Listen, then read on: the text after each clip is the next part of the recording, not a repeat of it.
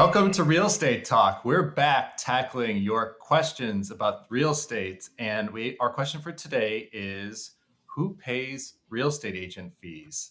Courtney, who pays real estate agent fees? This is a hot topic, particularly right now, because there's so much information and misinformation out there about who pays fees. And kind of where my mind goes, and let me know what you think, is like separating buyers agents and listing agents. Like, do you want to tackle it from that standpoint? That's always the best place to Okay. start. So yeah, Okay. I like where you're Okay. going. Okay. So let's start with listing agents. Okay. So typically, when a homeowner wants to sell their home, they do want to employ an agent. And that agent, because this is what they do, this is how they feed their family, they charge a fee. Okay. And typically, that fee is set by the agent. There's not like one set fee across the board. It's every market's a little bit different. Every brokerage and agent is a little bit different. And so there is a fee for their service. And that's usually disclosed up front when a seller is talking with the agent at a listing consult. Yeah, like in their living room, they're just talking about here's Yeah. what I do, here's what I charge. Got it. Yeah. And let's break this down. It's no different than you going to talk with any other service provider at the end of the day. Right. Yeah, they're running a business. They charge fees in order to cover their business expenses and to serve you to the best of their ability. Yeah, and to make some money. But Yeah, yeah. well, that too. Okay. Of course, of course. So, Joe, where do you? Is there anything else that you think that people need to know when it comes to listing agents, helping sellers, setting their fees, any of that? Well, it's actually going to be a bridge to the buy side, Okay. which is the big question around when you are in the living room meeting, when a listing agent is meeting with the seller of a property, is what about the buyer of the property and what Hmm. happens and who pays the buyer's agent? And so let's suspend and pause that question and move over to the buy side and talk about the buy side. Good, good, good. Where do you want to begin there? Let's just talk about really what buyers agents charge Yeah. and who pays the buyer's agent fee. And let's just talk about Yeah. like trying to walk through the customer journey. How Yeah. does that sound now between a buyer's agent and a buyer?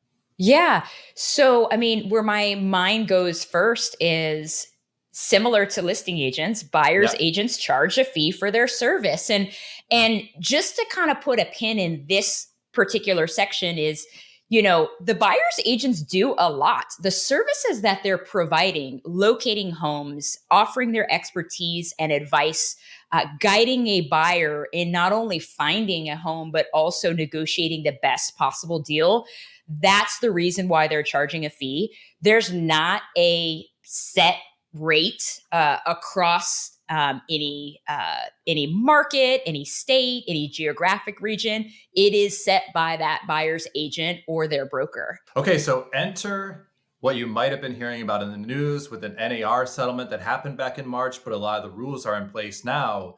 Now it is required that buyer's agent disclose their fee to buyers upfront before the first tour. Yes. At Redfin, we do that in a few different ways, but first and foremost in the tour checkout, where you go onto the website and you schedule a tour, and that's where we disclose our fee. Yeah. Different brokerages do it different ways. Some are actually saying that you require a full buyer agency or representation agreement. To be clear, that is not required by MLS rules or by the settlement. Some states have regulations on that, but for the most part, it's really about fee disclosure and making sure that the buyer knows how much that buyer's agent charges, just like you said. Yeah. Yeah, just like any other service provider. Now, Yep. let's talk we hit on the buy side, right? We hit on what sellers are charged. Let's bring it all together because in some cases a seller may want to offer to pay a buyer's agent, or a seller may want to offer to pay a buyer's closing costs as a way to attract as many buyers and their agents as possible. And that Yeah, and let's also is just pause negotiable. there for a second too, Courtney. Yeah. Is Why does this happen? And I Yeah. think that a lot of it has to do with just the cost that the buyer is incurring. Yeah. They have a down payment. They are going to be paying for furniture and moving expenses. Yep. Uh, let alone what's going on with their lender and any costs that are associated there too. Yep. So historically, the seller had been paying that fee, or at Hmm. least a good portion of it.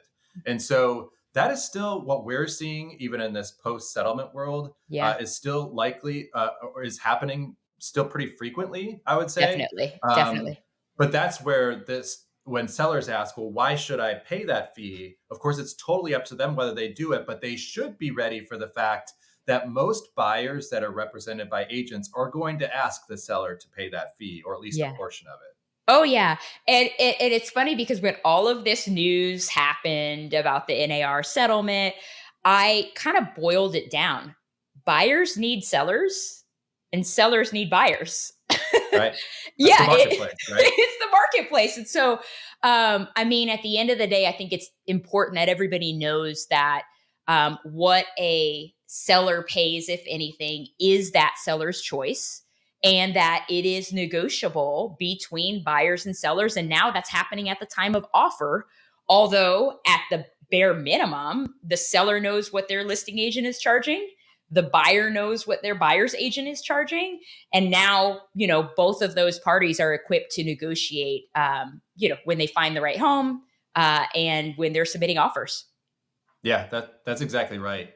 Everybody knows what they signed up for going into that, and like you said, it's all about the negotiation and the Yeah, contract itself. And definitely. so that's the moment where these two things come together. Yeah. So sellers should prepare themselves for the fact that buyers are going to ask. But I also just want to touch briefly, Courtney, on the difference between concessions and offers of compensation to pay a buyer's agent, Yeah. because that's another marketing tool that sellers have always had, which is saying, well, I'm not going to designate this for your buyer's agent, but I'm willing to offer you, let's just say, $20,000 towards whatever you want to spend it on. It could be Yeah. your agent, it could be appliances, Yeah. it could be buying your rate down. Yeah. That's a concession. So offers of buy side compensation that are designated for that are concessions, but not all concessions are buyer's compensation. Yeah. I don't want to get too confusing here too, but Yeah. there's a difference between that where you're offering either specifically to pay the buyer's agent as a seller or Mhm. just a general concession, because we're seeing both right now. Oh, totally. And just to really break it down for the people, let's say your home has older carpet and maybe it's a little bit, worn out, and that a buyer is going to look at that and want to replace it. That's where a seller can say, you know what, I want to offer, 4 grand in concessions. Now, the seller can't say it has to go to the carpet, but that is something as you're marketing your home, you can factor in. So just to kind of make it really easy for folks to digest. Yeah, and that's something that we had seen before any of these changes Yeah. too. Concessions always existed, and again, historically, sellers often paid for the buyer's agent fee. So it really just Yeah. comes down to how that sounds when you negotiate the offers, which is the fun part. Absolutely. And my recommendation for anyone watching this video is to really connect with your agent. Ask questions about what fees do they charge, what is in it for you, and determine what is going to be the best fit for you. Joe, we could really continue talking about this. I want to remind folks that in the description below, we have some really good resources and articles that you can browse just to get a little bit into the nitty gritty. We'll be back with another episode with tips to help you navigate this world of real estate. Let us know in the comments what questions you'd like us to answer in the future. We hope you have an amazing rest of the day, and we'll talk to you soon.